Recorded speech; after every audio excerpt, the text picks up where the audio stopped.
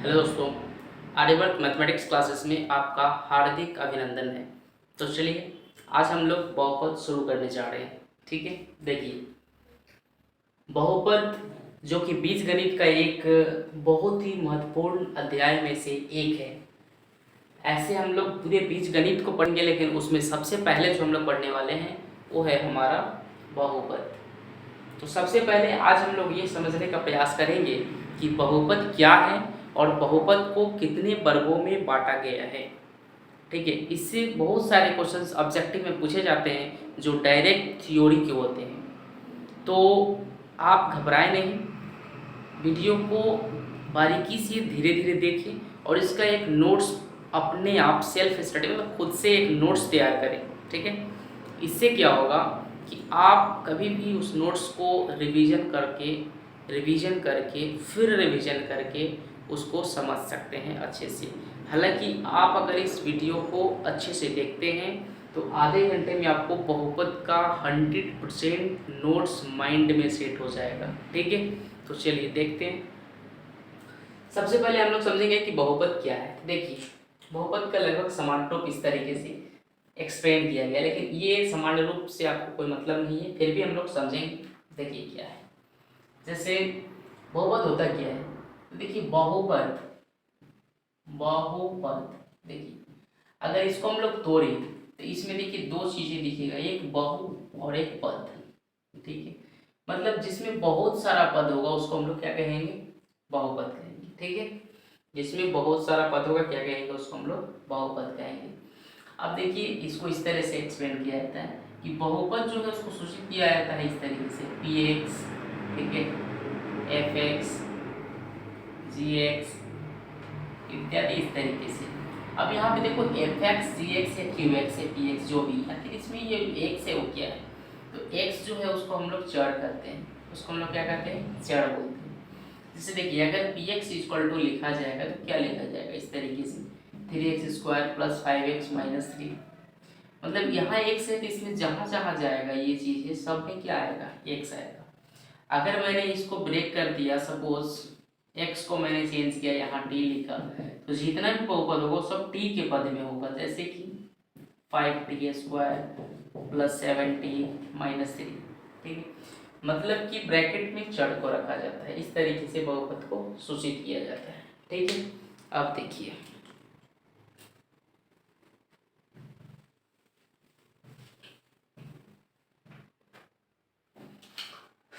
देखिए बहुपद बहुपद इसमें मैंने इसको लिखा पी एक्स। ठीक है, क्या होगा, तो देखिए इसमें कुछ कॉन्सेप्ट है, इसको याद रखना है। ठीक है, बहुपद के लिए सबसे पहले इसका घात जो होगा वह एक पूर्ण संख्या होगा।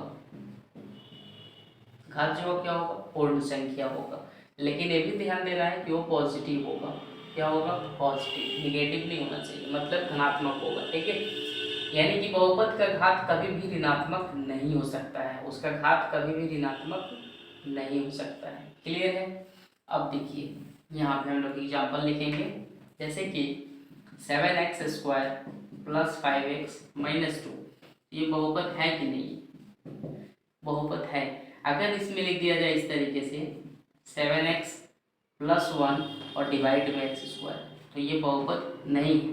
क्यों नहीं है, क्योंकि इसका जो चर है वो नीचे है, और नीचे होता है जब हम लोग इसको लिखेंगे सही से तो ये इस तरह से होगा, ये x² ऊपर जाएगा तो -2 हो जाएगा, तो इसलिए ये बहुपद नहीं है। तो यहाँ पे ध्यान रखना है कि बहुपद वह नहीं होगा जिसके चर का घात माइनस होगा। ठीक है, बल्कि चर का घात क्या होना चाहिए, प्लस होना चाहिए। अगर यहाँ पे माइनस कर दिया जाए तो ये ऊपर जाकर प्लस हो जाएगा, और इस कंडीशन में ये बहुपद हो जाएगा। क्लियर है। देखिए हम लोग यहाँ पे कुछ कॉन्सेप्ट पढ़ेंगे जो आपको याद कर लेना है कि बहुपद कब होगा और बहुपद कब नहीं होगा। देखिए सबसे पहले देखिए इसका घात कैसा होगा, पॉजिटिव होगा। इसका चर जो होगा वो कहाँ होगा, देखिए चर जो होगा वो हर में नहीं होना चाहिए, नहीं होना चाहिए। ठीक है, और भी कई ऐसे कॉन्सेप्ट है कि चर जो होगा अंडर रूट में नहीं होना चाहिए। ठीक है, अंडर रूट में नहीं होना चाहिए, ठीक है। अब देखिए इसी तरीके से और भी कई कॉन्सेप्ट है, बड़े इतने से हम लोग का काम समझे। जैसे सपोज आपको लिख दिया जाए 1 + x 1/x, क्या यह बहुपद है? जी नहीं है, क्योंकि x नीचे है, ऊपर जाएगा तो माइनस हो जाएगा। एक तो क्वेश्चन डायरेक्ट एग्जाम में पूछा हुआ है कि x + 1 ऊपर में 1, क्या यह बहुपद है? तो नहीं है, क्यों? क्योंकि x + 1 बटे के नीचे, अगर ये ऊपर जाएगा तो क्या हो जाएगा? माइनस हो जाएगा, इसलिए ये बहुपद नहीं है। कुछ इस तरीके से लिखा जाता है 7√x + 5, क्या बहुपद है? नहीं है, क्यों? क्योंकि x जो है चर है, और चर कहाँ है? रूट के अंदर है, रूट में होगा तो बहुपद नहीं होगा। क्लियर है? चलिए, बहुत अच्छी बात है। चलिए अब हम लोग चलेंगे आगे। अब हम लोग चलेंगे बहुपद की प्रकार में। देखिए बहुपद को दो तरीके से विभाजित किया गया है, ठीक है, दो तरीके से बांटा गया है। फर्स्ट है हमारा, देखिए एक पद के अनुसार, अकॉर्डिंग टू टर्म, और दूसरा है हमारा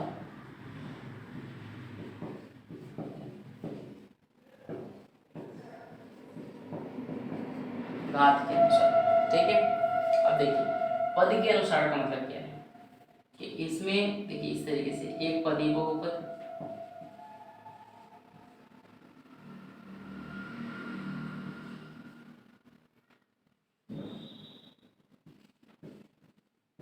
द्विपदी बहुपद, त्रिपदी बहुपद, चतुर्थपदी, पंचपदी, षष्ठपदी, इसी तरीके से ये कंटिन्यूअसली चलता रहता है, ठीक है। और घात का मतलब क्या हो जाएगा? यहाँ देखिए नाम क्यों लोग चीज, एक घाती बहुपद, एक घाती, देखिए यहाँ पे बहुपद है, ये इसी तरीके से आपको चलता रहेगा, ठीक है। एक घाती बहुपद, इसी तरह से यहाँ पे चेंज होगा आपको द्विघाती बहुपद,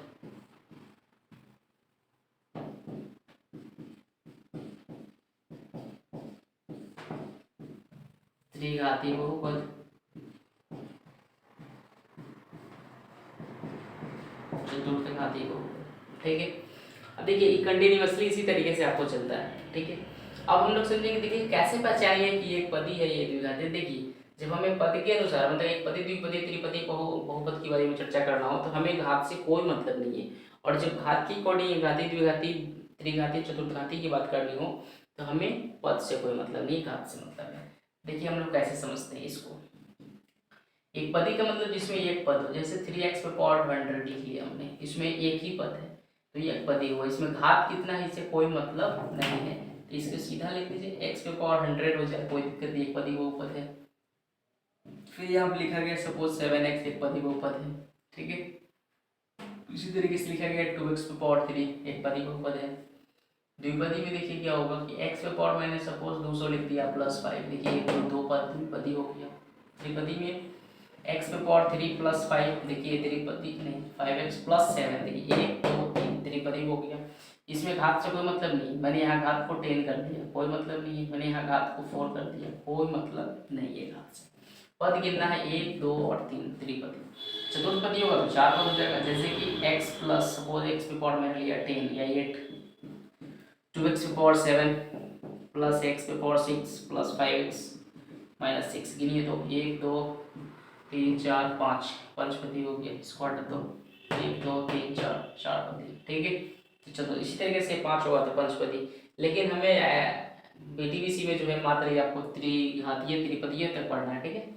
ऐसे में जिस बहुपद में एक पद होगा उसे एक पद है, जिस बहुपद में 2 पद द्विपद है, जिस बहुपद में 3 पद त्रिपदी, ठीक है। इसी तरीके से हम लोग घात के अनुसार भी चलेंगे कि जिस बहुपद का घात 1 होगा उसको एक घाती बहुपद कहेंगे। देखिए एक घाती बहुपद का एक और नाम है, इसको बोला जाता है रैखिक बहुपद। क्या बोला जाता है? रैखिक बहुपद।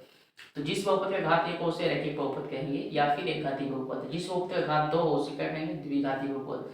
जिस बहुपद का घात 3 हो, देखिए इसका घात कितना होगा? 2, इसका घात कितना होगा?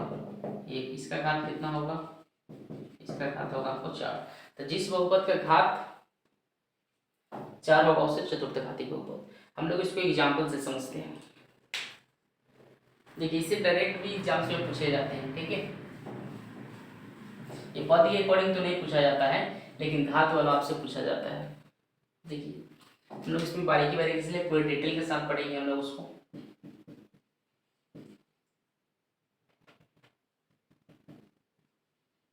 रैखिक बहुपद देखिए क्या है, समझिए। इसका समान रूप जो होता है यानी व्यापक रूप ये कह सकते हो सूत्र ax प्लस बी होता है, जहाँ a नॉट इक्वल टू 0, क्योंकि जो x का गुणांक है वही तो मेन चीज़ है कि रैखिक बहुपद में घात कितना है, घात 1 है तो रैखिक बहुपद। Example 2x minus 5, 7x plus 5, या फिर यहाँ कुछ भी हो सकता है, ठीक है। ये सब क्या है हमारा रैखिक बहुपद है, क्योंकि इसका घात कितना है, यहाँ पे केवल x लिखा हो भी रैखिक बहुपद, क्योंकि इसका भी घात कितना है 1 है, ठीक है। चलिए इस तरह से z रैखिक बहुपद है, यहाँ z के रूप में हो गया, मतलब 4 यहाँ क्या हो गया z, ठीक है। अब देखिए इसके बाद क्या है, रैखिक बहुपद एक चीज़ और आपको याद रखना है वो ये है कि इसका घात कितना होगा 1, और बात किया जाएगा कि इसका आलेख कैसा होगा। आलेख याद रखना है क्या होता है, इसका सरल रेखा होता है। ऐसा होता है सरल रेखा। हालांकि आगे हम लोग फिर इसको डिटेल से पढ़ेंगे। और बात करें हलों की संख्या, तो इसका घात 1 होता है, तो हल भी इसका कितना होता है 1 होता है, यानी शून्य भी कितना होगा 1 होगा। इसी तरीके से हम लोग द्विघात बहुपद पढ़ेंगे। तो चलिए आप इससे पहले लिख लें, ठीक है। चलिए हम लोग द्विघाती बहुपद को पढ़ते हैं।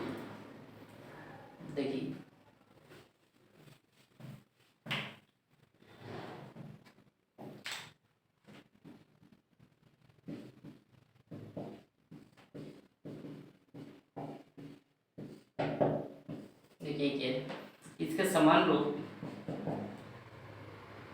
X square plus b x plus c होता है, तो यहाँ भी ए नॉट इक्वल टू 0 होगा। देखिए इसमें घात कितना है 2, बाकी पद कितना है 3 4 5, उससे कोई मतलब नहीं है। घात 2 होगा द्विघाती बहुपद, समान रूप इसका भी पूछा जाता है, कि भी याद रखना है, और इसका हम लोग यूज भी करेंगे बहुत सारे क्वेश्चंस में, ठीक है। तो इसका एग्जांपल देखिए, जैसे लिखा है 2, सपोज यहाँ लिख दिया गया 10x पूरी पावर 3 प्लस 5, ठीक है। x का पावर कितना हो गया 3, लेकिन द्विघाती है तो कितना होना चाहिए पावर 2, अब द्विघाती हो गया। यहाँ 5 2 या नहीं तो उससे कोई मतलब नहीं है, ठीक है। पद एक ही है तो कोई मतलब नहीं है, क्योंकि हमने पहले कर दिया कि घात के अनुसार चलेंगे, तो हमें घात से मतलब है पद से नहीं, ठीक है। तो चलिए आप देने का मांग है तो आप दे भी सकते हो इस तरीके से। इसी तरीके से आगे बढ़ेंगे, x to the power 2 plus 2, या फिर -7 -5 जो लिखना है लिख सकते हो। ये सब क्या है हमारा द्विघात बहुपद है। द्विघात बहुपद में आपको मेन चीज़ें क्या है कि इसका घात कितना होगा 2। देखिए इसका आलेख की बात किया जाएगा, आपको ग्राफ जिसको कहते हैं, आलेख याद रखिएगा। इसका होता है परवलय, क्या होता है परवलय या फिर अधोमुखी। हम लोग इसको पूरा डिटेल में ग्राफ में और भी अच्छे से पढ़ेंगे, बट फिलहाल आप इतना याद रखिए इसका घात कितना होता है 2, और आलेख कैसा होता है परवलय या अधोमुखी। और बात करें कि हलों की संख्या यानी शून्य कितना होता है, तो याद रखिएगा 2। हालांकि इसको भी हम लोग डिटेल से निकालेंगे भी और आगे चलते सीखेंगे, ठीक है। तो चलिए इसको लिख लीजिए, चलिए ठीक है। अब हम लोग त्रिघाती बहुपद को सीखेंगे।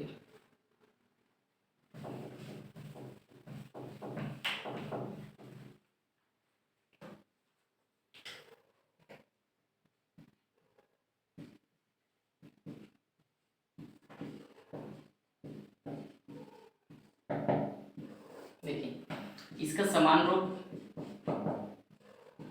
X cube d x square c x plus d होता है। यहाँ भी आपको ए नॉट इक्वल टू 0 होता है, मतलब हमें यहाँ एक्स का पावर 3 से मतलब है, बाकी पद हो या नहीं उससे कोई मतलब नहीं है, ठीक है। लेकिन हाईएस्ट पावर होगा कितना होना चाहिए 3 होना चाहिए, ठीक है। देखिए इसके एग्जाम्पल हम लोग देखते हैं।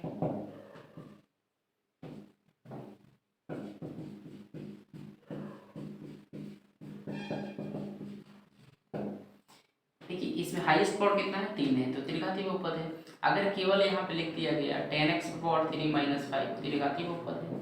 केवल लिख दिया गया सपोज y पे power 3 minus plus 10 y minus 7, तो 2 3 पद है, तो इसका मतलब कि 3 पद है, लेकिन घात कितना है 3 है, त्रिघातीय। पद क्या है चले त्रिपदी बहुपद, घात के अनुसार त्रिघाती बहुपद। घात देखिए हमें घाती पद वाला आपसे नहीं पूछा जाता है, लेकिन घात वाला 100% क्वेश्चन होते हैं, तो ध्यान रखना है कि पावर 3 होगा तो त्रिघाती बहुपद। अब बात करेंगे त्रिघात बहुपद का घात कितना होता है 3, ठीक है। त्रिघात नाम में ही जो बाय त्रि मतलब 3 होता है, त्रिघात। इसके हलों की संख्या, तो घात जितना होगा उतना ही इसका हल होगा, हलों की संख्या भी 3 हो जाएगा। और इसका आलेख की बात किया जाए, चलिए वक्र होता है, ठीक है। वक्र किस तरह का होता है हम लोग आगे इसको पढ़ेंगे डिटेल से, ठीक है। फिलहाल आप इतना ही लिख लीजिए, चलिए ठीक है। अब देखिए फिर जितने भी चीज़ें हैं ये सब आपका बेसिक चीज़ें, बहुपद क्या है, फिर उस बहुपद का प्रकार क्या है, तो आप कोशिश कीजिए कि ये जो रैखिक बहुपद यानी घात के अनुसार जो 3 वो है, इन तीनों को आप अच्छे से रिवीजन कर ले, अच्छे से देख ले, समझ ले, नोट्स बना ले।